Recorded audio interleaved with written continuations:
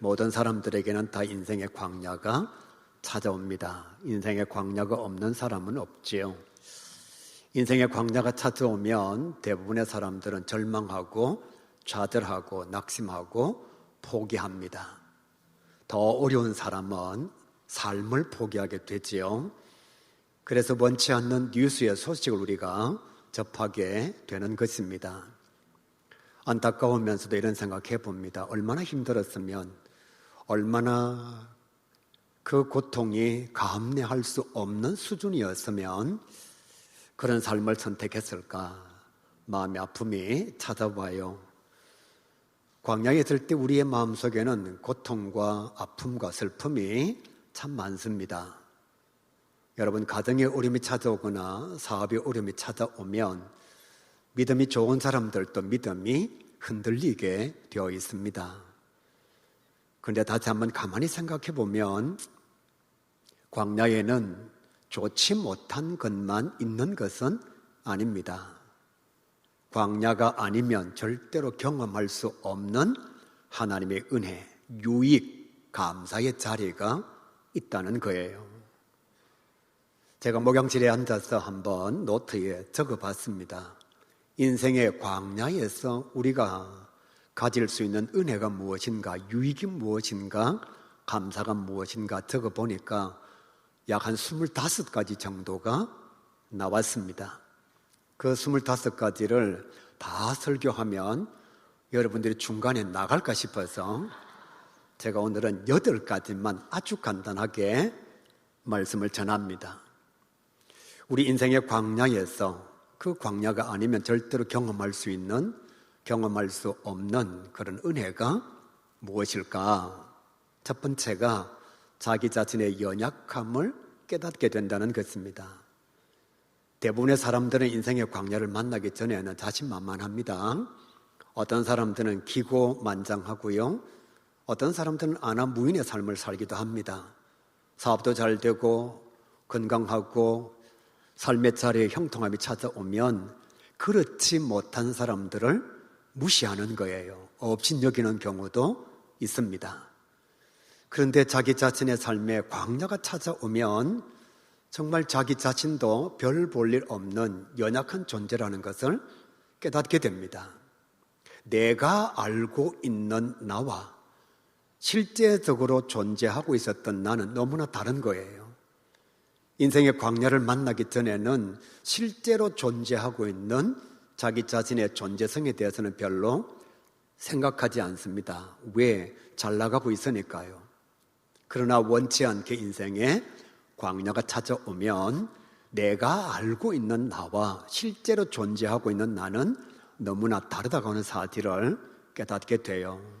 너무 쉽게 절망하고 아무것도 아닌 것 앞에서 좌절하고 정말 대단하지 않는 일 앞에서 무너지는 자기 자신의 모습을 발견할 수 있는 거예요.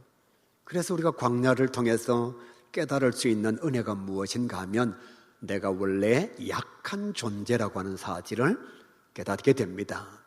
그래서 광야를 지난 사람들은 겸손해지는 거예요. 예전에는 교만했습니다. 그러나 광야를 지나고 나면 자기의 연약성을 깨달아서 겸손의 삶을 영위하는 거지요. 두 번째로 광야에서 깨달을 수 있는 은혜가 무엇인가 하면 자기 자신의 믿음의 수준을 알게 됩니다. 여러분, 하나님의 사람 엘리야는 정말 대단한 사람이에요. 영적 전쟁 850대 1의 전쟁에서 승리한 사람입니다. 3년 6개월 동안 비가 내리지 않던 땅에 기도해서 비를 내리게 한 자가 엘리야예요. 그런데 자기 자신에게 이세벨의 위협이 찾아올 때 죽음이 눈앞에 있으니까 그렇게 대단했던 엘리야가 뭐라고 얘기하느냐? 하나님, 사는 것이 괴롭습니다. 날 죽여주시기를 바랍니다. 그렇게 기도하고 있는 거예요. 목사는 이러면 안 되잖아요. 장로는 이러면 안 되잖아요. 성도는 이런 기도하면 안 되거든요. 그런데 여러분, 우리의 연약성이 드러나는 순간 모든 것이 형통할 때에는 내가 자신의 신앙이 참 좋은 줄 알았는데 사실은 연약성 앞에서 무너지는 나의 믿음을 볼 수가 있는 거예요.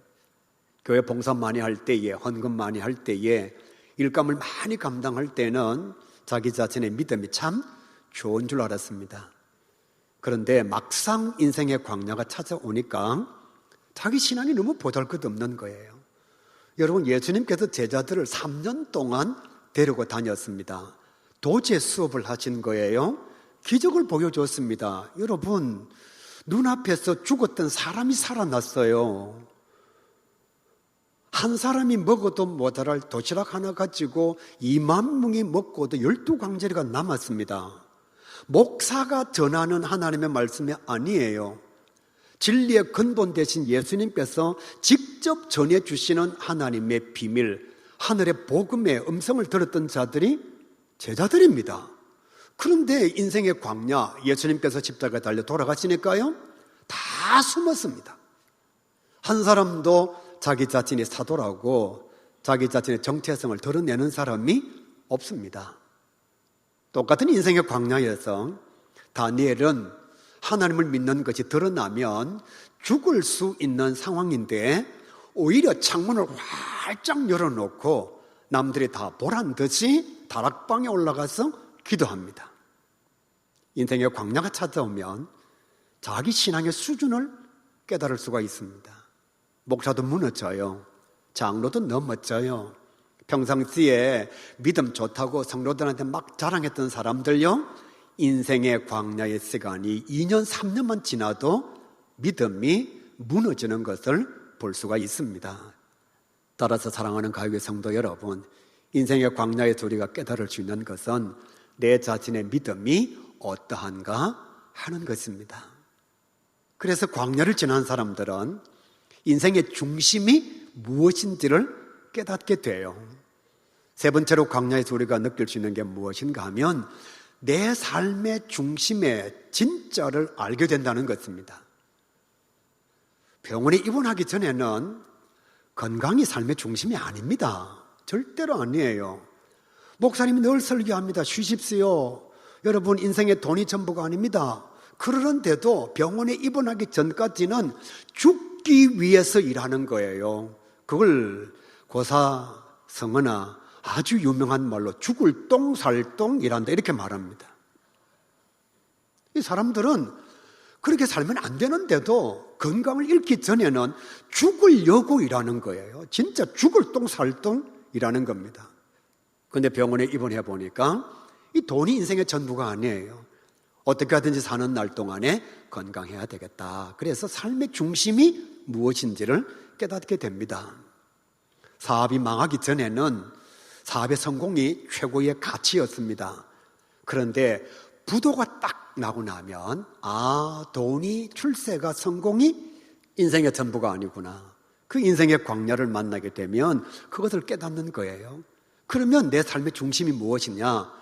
사람들은 내가 사업 망했을 때 다 떠나도 가족들은 내 곁에 남아있더라는 거지요. 그러면 부도의 광야를 지나고 난 뒤에는 내 삶의 중심은 크게 부자가 되지 않아도 가족이 내 삶의 중심인 것을 깨닫게 되는 것입니다. 사별을 하거나 이별하기 전에는 그 사람이 그렇게 소중한지를 잘 깨닫지를 못합니다. 사랑이 얼마나 중요한지를 잘 알지를 못하는 거예요. 그런데 부지불식간에 그 사람이 내 곁을 떠나고 나면 그 사람이 내게 얼마나 소중한 사람이었는지를 알 수가 있게 되는 것입니다. 예수를 믿는 이유가 여러분은 무엇인지 모르겠습니다만은 저는 솔직히 여러분에게 몇 번 말씀드렸잖아요. 죄사함, 내 죄가 용서받는 것, 그리고 하나님의 인도하심.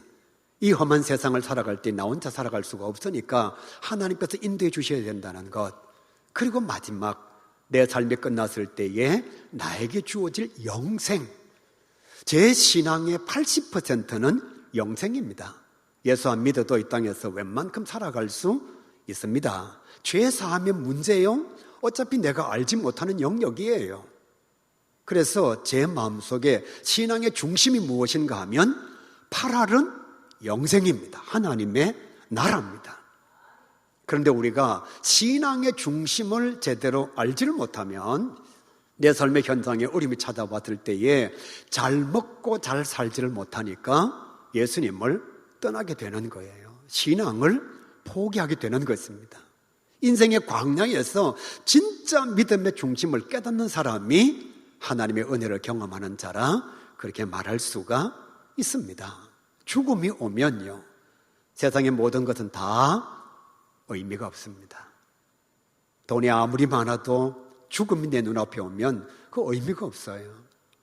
내가 세상적으로 아무리 유명하고 출세한다 할지라도 죽음이 내 눈앞에 올 때 내 삶의 중심은 영생입니다. 죽고 난 뒤에 내게 주어질 하나님의 나라. 그러니까 인생의 광야가 찾아오기 전에는 이것이 실감이 나지 않는 거예요. 제가 아무리 여러분 건강이 중요합니다 라고 설교를 하고 많은 사람들이 건강이 중요하다고 말해줘도 지금 살아가는 많은 사람들은 목사님은 몰라서 그렇지 돈이 얼마나 중요한데요. 또 삶의 중심이 물질이 되어 있는 거지요. 바벨론의 보화가 그리고 애굽의 우상이 내 삶의 중심이 되어 있는 것입니다. 그러나 광야가 찾아오면 삶의 중심이 무엇인지를 분명히 깨닫게 되어 있습니다. 네 번째로 이렇게 말씀해요. 동행의 중요성을 깨닫게 된다.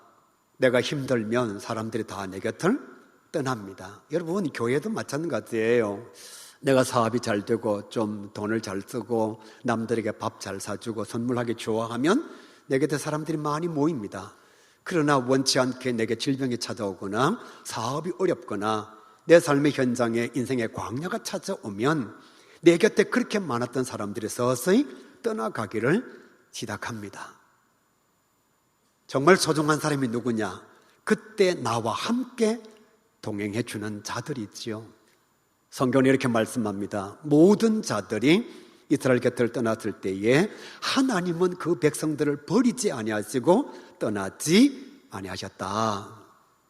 인생의 광야를 만났을 때에 우리가 깨달을 수 있는 은혜가 무엇인가 하면 정말 확실한 동행자 한 명이 내게 너무나 소중하다는 것. 그래서 젊었을 때에는 친구가 많습니다. 뭐 여기저기 놀러 가고 배우자가 그렇게 나가지 말라 그러는데도 술 먹으러 나가고 쓸데없이 남의 여자에게 돈 다 갖다 주고 막 그렇게 살아요. 그런데 인생의 광야가 찾아왔을 때 느끼거든요. 그 사람들이 내 인생의 동행자가 아니라는 걸. 그래서 남자가 60이 되면 자기 부인의 소중함을 깨닫게 됩니다. 60이 되었는데도 자기 부인의 소중함을 깨닫지 못하는 사람은 사람이 아니문이다. 정말요. 그래서 확실한 동행자가 누구냐? 내 배우자라고 하는 사실. 그런데 배우자도 부지불식간에 내 곁을 떠나는 거지요. 그러면 나에게 진짜 동행자가 누구냐? 우리가 의지하는 하나님밖에 우리의 동행자가 없다는 것을 인생의 광야를 통해서 깨달을 수가 있다는 거예요. 다섯 번째, 의지의 삶을 배우게 됩니다. 여러분 말씀을 보시기를 바랍니다. 엘리야는 정말 대단한 사람이잖아요. 하나님의 능력을 더듬은 사람입니다. 주의 말씀을 전한 자예요. 그런데 인생의 광야를 딱 만나니까 그렇게 대단했던 엘리야가 할 수 있는 게 아무것도 없습니다. 말씀을 보십시오. 광야에 가서 뭐하고 있죠? 누워 자고 있습니다. 하나님의 말씀을 전했던 사람이에요. 하나님의 계시의 음성을 들었던 사람입니다. 850명과 영적 전쟁에서 이긴 사람이에요. 여러분, 6개월 동안 비가 내리지 않는 것이 아닙니다. 3년 6개월 동안 비가 내리지 않던 땅에 기도해서 비를 내리게 한 자가 엘리야인데 그가 인생의 광야를 만났을 때 할 수 있었던 것은 무엇인가 하면 자빠져 자는 거예요. 아무것도 못하고 있습니다. 그러니까 할 수 있는 것이 없지요. 그때의 의지의 대상으로 나타나신 분이 누구냐? 하나님과 천사라 성경 그렇게 말씀하고 있습니다. 절체절명의 순간에 우리가 만날 수 있는 의지의 대상은 하나님이십니다. 한나가 자녀가 없었습니다. 그 당시에도 여러 가지 자녀를 얻는 방법이 있었겠지요. 그런데 그 인생의 광야, 조롱과 비참함을 가지고 있었던 그 상황에서 하나님의 사람 한나가 한 것은 하나님께 엎드리는 거죠. 왜? 의지의 대상이 하나님밖에 없으니까요. 히스기야에게 질병이 찾아왔습니다. 여러분 제가 쉽게 말씀드릴게요. 그 사람은 왕입니다. 왕이요. 왕 곁에는 의가 많습니다. 의사가 많습니다. 약도 많아요. 군사도 많아요. 돈도 많아요. 그런데 선지자가 나타나서 하나님의 사람 히스기야에게 뭐라고 얘기했느냐? 하나님께서 내게 말씀하시기를 당신 죽는다 그랬습니다. 그럴 때 왕은 의를 찾지 않습니다. 왕은 군사를 찾지 않습니다. 그가 의지하는 것은 오직 하나님이었다는 사실이지요. 인생의 광야에서 우리가 의지할 대상은 하나님밖에 없다는 것을 깨달을 수가 있습니다. 목사님도 의지의 대상이 되지 않습니다. 배우자도 의지의 대상이 되지 않습니다. 왜? 그도 연약한 존재이니까요. 여러분이 생각하는 여러분의 배우자 되게 연약합니다. 여러분이 생각하는 것만큼 그렇게 강한 존재가 아니에요. 그도 무너지고 그도 넘어집니다. 그런데 절대로 우리를 버리지 아니하시고 떠나지 아니하시고 무너지지도 아니하시고 소멸되지도 않으시는 분이 저와 여러분이 진짜 의지할 수 있는 하나님이십니다. 광야에서 만날 수 있는 의지의 능력자는 오직 하나님밖에 없습니다. 여섯 번째로 이렇게 말씀하죠. 순종의 삶을 광야에서 배우게 된다. 엘리야가 쓰러져 있습니다. 아무것도 못하고 있습니다. 그때 천사가 나타나서 이렇게 말합니다. 일어나라, 먹어라. 그런데 여러분, 엘리야가 살 마음이 없어서 일어나지 않거나 음식을 갖다 주는데도 먹지 않으면 그는 죽는 거예요. 하나님께서 다시 말씀하십니다. 어루만져 주시면서 일어나 먹으라 말씀하십니다. 그때 엘리야가 하나님께서 명령하신 대로 순종합니다. 그러니까 음식을 먹고 힘을 얻어서 40주 40년 동안 걸어서 하나님의 새로운 사명의 산 호렙에 이르게 되는 거예요. 광야에서 우리가 살아날 수 있는 길은 하나님의 말씀에 순종하는 것입니다. 여러분, 광야는 생존이 불가능할 정도로 혹독한 곳입니다. 이스라엘 백성들이 40년 동안 광야에 있었지요. 놀라운 것은 이스라엘 백성들이 빵이 없어서 광야에서 죽은 것이 아닙니다. 물이 없어서 광야에서 죽은 것이 아닙니다. 이스라엘 백성들이 왜 광야에서 죽었죠? 하나님의 말씀에 순종하지 않아서 죽은 겁니다. 광야는 사람이 살아갈 수 없는 곳이에요. 그 광야에 40년 있는 동안에 빵이 없어서 양식이 없어서 죽은 것이 아니에요. 물이 없어서 죽은 것이 아닙니다. 하나님의 말씀에 순종하지 않아서 이스라엘 백성들이 다 죽은 거예요. 하나님께서 만나와 메추라기를 내려주셨습니다. 우리는 하나님의 능력을 충분히 알고 있습니다. 하나님께서 굳이 만나와 메추라기를 진영 밖에 내리실 이유가 없어요. 그냥 박정일 집사님 집에는 식구가 몇이니까 내가 하루 먹을 양식을 요만큼 내려주지, 정추용 장로님 집에는 식구가 몇 명이니까 내가 요만큼 만나와 메추라기를 내려주지, 하나님께서 그거 못하실까요? 다 하실 수 있습니다. 여러분, 정확하게 이스라엘 백성들이 필요한 만나와 메추라기를 40년 동안 짐 밖에 내려주시는데, 하나님께서 원하시게만 하시면 각자의 집에 각자에게 맞는 양만큼 다 내려줄 수 있습니다. 그런데 하나님께서 뭐라고 말씀하셨느냐? 네가 가서 하루의 양식만 걷어가라고 말씀하시는 거예요. 음식은 하나님이 다 내려주셨습니다. 그런데 하나님의 말씀에 순종하지 않는 사람은 굶어 죽는 거예요. 이틀치를 가지고 간 사람은 썩어 없어지는 것입니다. 하나님께서 광야에 놀라운 은혜의 역사를 허락해 주셨습니다. 사랑하는 가요 성도 여러분, 광야를 지날 때 힘은 순종입니다.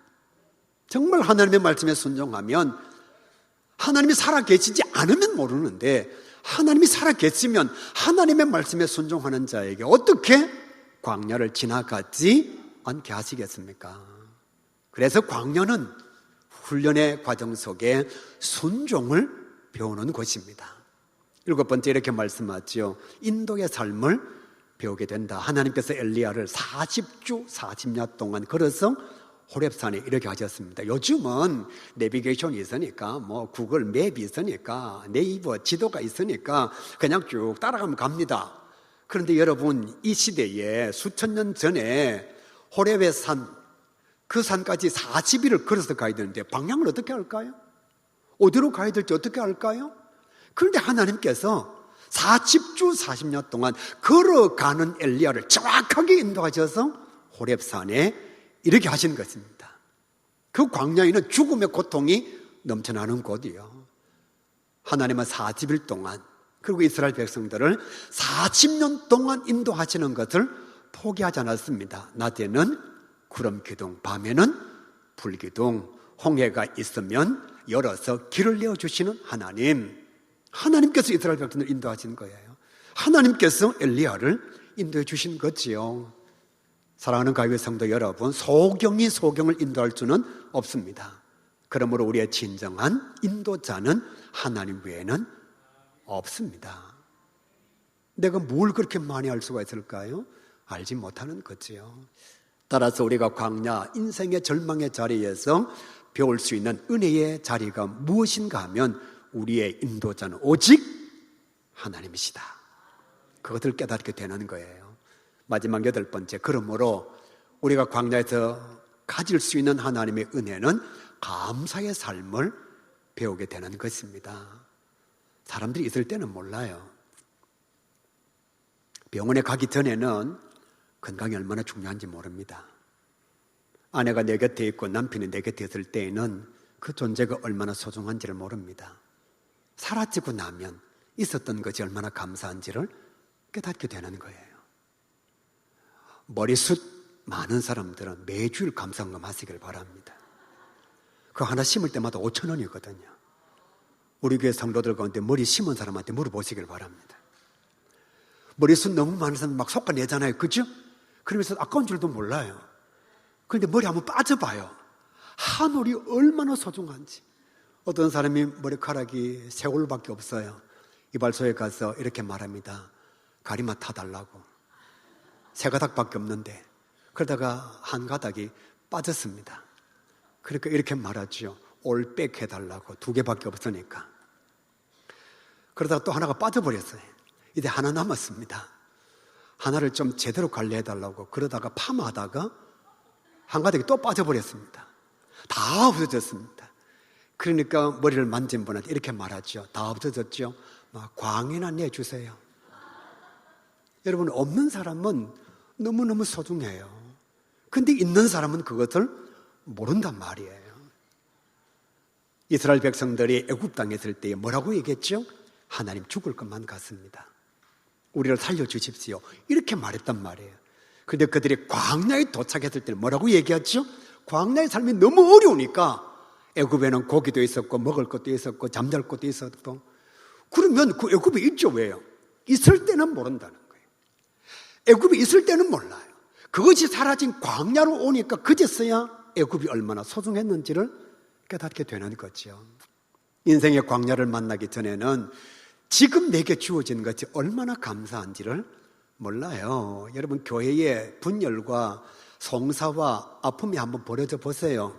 이렇게 주일날 평안하게 예배드리는 게 얼마나 감사한지 그제서 깨닫습니다. 지금은요, 이거 없다, 저것 없다, 그것 없다, 요것 없다 이렇게 말하지만 지금 이 상황이 없어지고 나면 지금 우리가 누리고 있는 이것이 얼마나 감사한 것인지. 오늘은 추수감사주일입니다. 인생의 광야를 지나보지 않는 사람은 진정한 감사가 마음속에 찾아오지 않습니다. 습관적 감사, 예의적 감사가 찾아오는데 인생의 광야를 지나본 사람은 진짜 감사의 모습을 하나님 앞에 드리게 됩니다. 이런 거예요. 나를 전도한 사람이 있습니다. 그런데 내가 잘못해서 사고가 나서 병상에 누웠습니다. 목사님도 2번 찾아오고 맙니다. 구역장도 한 3번 찾아오고 말아요. 내가 병상에 있는 시간이 점점 길어집니다. 6개월 됐어요. 8개월이 됐어요. 그런데 정말 감사한 것은 나를 전도한 아무개 권사님은 8개월이 지나가는데도 매번 찾아와서 위로해주고 격려해줍니다. 그러다가 2년이 지나고 난 뒤에 드디어 내가 퇴원을 했어요. 내 마음속에 진짜 감사의 존재가 누구일까요? 목사님요? 아니죠. 구역장? 아니지요. 나를 전도해서 2년 동안이나 나의 삶을 위해서 기도해주고 찾아와서 위로해준 그 사람. 언제 깨닫느냐? 내가 광야에 있어 보니까 그 사람의 감사를 깨닫게 되는 거예요. 사랑하는 가요교회 성도 여러분, 광야는 절망만 있는 곳이 아닙니다. 광야는 탄식만 있는 곳이 아닙니다. 하나님과 함께 동행하면, 그곳에 계신 하나님을 발견하게 되면 말로 감당할 수 없는 감사가 그곳에 넘치고 있는 거예요. 광야에서 꼭 하나님과 함께 승리하심으로 날마다 감사의 영광을 올려드리는 저와 여러분 될 수 있기를 우리 주님의 이름으로 간절히 축복합니다.